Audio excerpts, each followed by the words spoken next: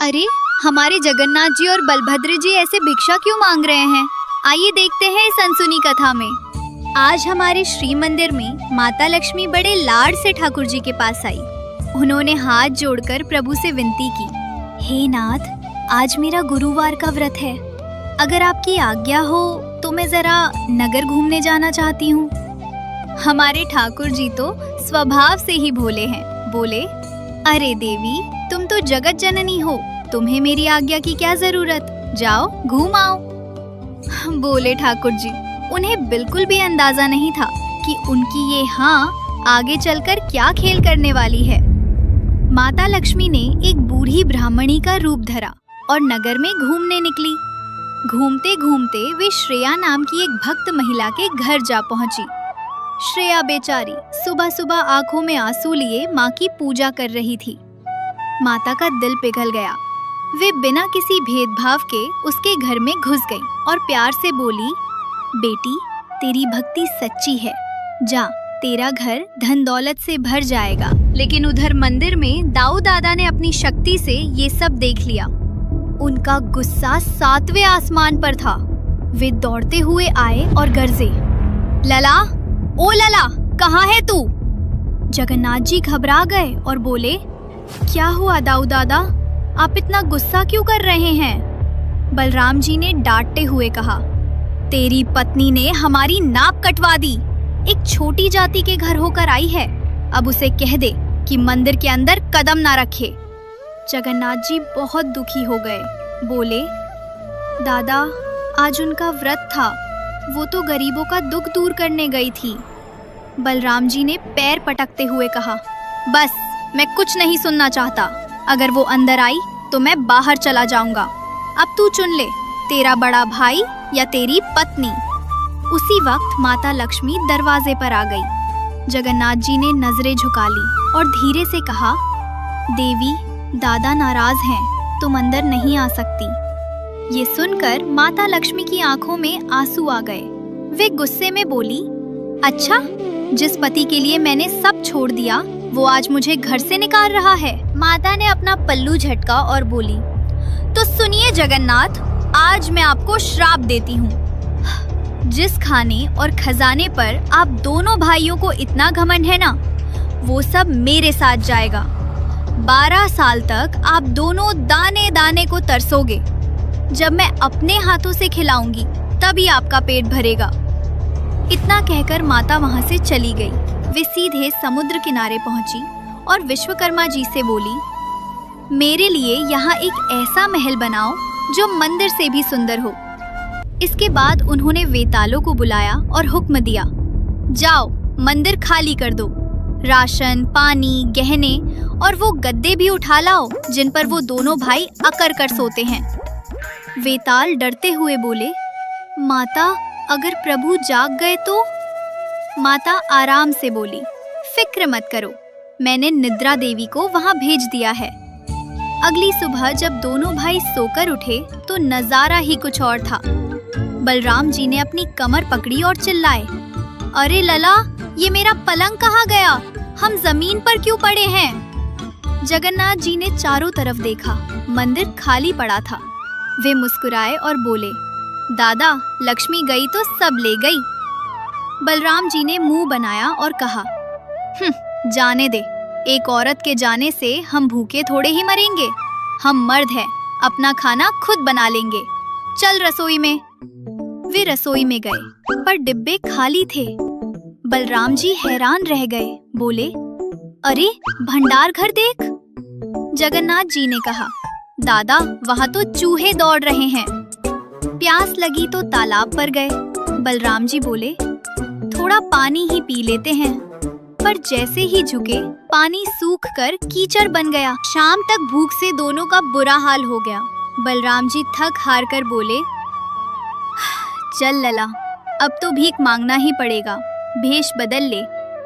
फटे पुराने कपड़े पहनकर दोनों भाई नगर में निकले।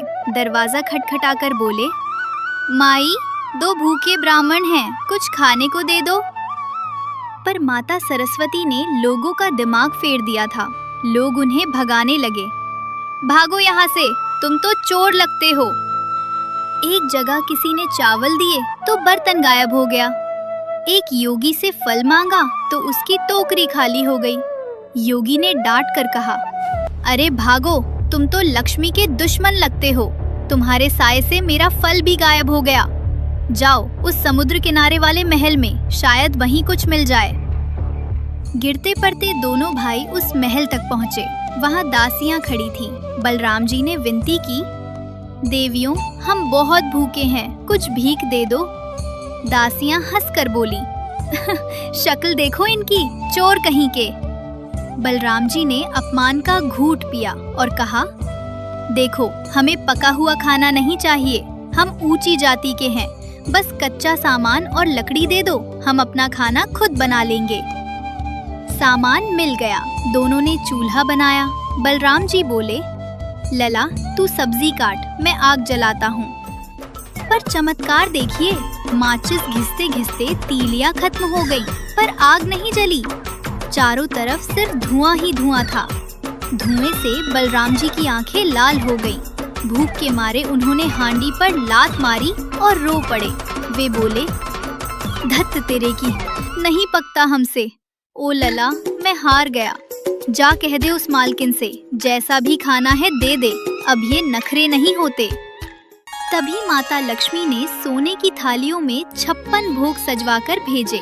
दासी बोली, ये छोटी जाति के घर का खाना है, खाओगे?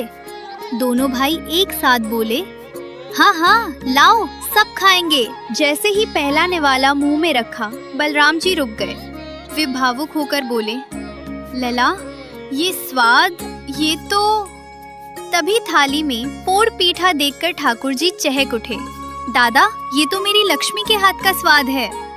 खाना खाकर जब बैठे तो दासी पान लेकर आई और पूछा, महाराज, आपकी पत्नियां नहीं हैं क्या, जो ऐसे दर दर भटक रहे हो?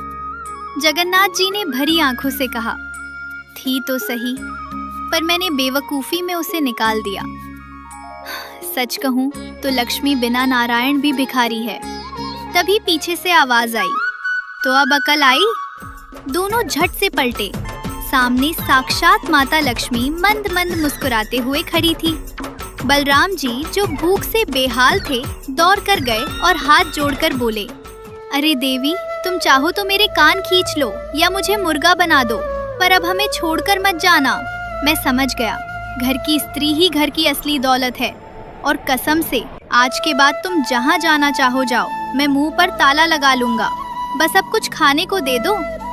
जगन्नाथ जी ने भी प्रेम से हाथ बढ़ाया और बड़े लाड से बोले, देख लिया प्रिय, शेर जैसा मेरा भाई आज भीगी बिल्ली बन गया है। तुम्हारे बिना वो सोने का सिंहासन भी मुझे कांटों जैसा चुभ रहा था। चलो अब और मत तड़पाओ, घर चलो। लक्ष्मी जी ने नखरे से अपना पल्लू सही किया और तिरछी नजर से बोली, इतनी आसानी से नहीं प्रभु, अभी तो आप कह रहे थे कि हम मर्द अपना खाना खुद बना लेंगे, तो फिर मुझे क्यों बुला रहे हैं? बलराम जी ने पेट पर हाथ फेरते हुए कहा, अरे देवी, वो मर्द वाली बात मैंने वापस ले ली। वो तो भूख में मेरा दिमाग घास चरने गया था, अब माफ भी कर दो। माता लक्ष्मी हंस पड़ी और बोली, ठीक है, पर मेरी एक शर्त है। क्या? माता गंभीर होकर बोली, वचन दीजिए, आज से मेरे महाप्रसाद में कोई जाति पाति नहीं होगी। मेरा प्रसाद कैवल्य कहलाएगा। एक ब्राह्मण एक चांडाल के हाथ से छीनकर भी प्रसाद खा सकेगा और कोई अपवित्र नहीं होगा। क्या ये मंजूर है? जगन्नाथ जी और बलराम जी ने एक साथ हाथ उठाया और हंसते हुए बोले, हमें मंजूर है देवी, 100 बार मंजूर है। और बस ठाकुर जी अपनी रूठी हुई लक्ष्मी को मनाकर गाजे बाजे के साथ वापस मंदिर ले आए।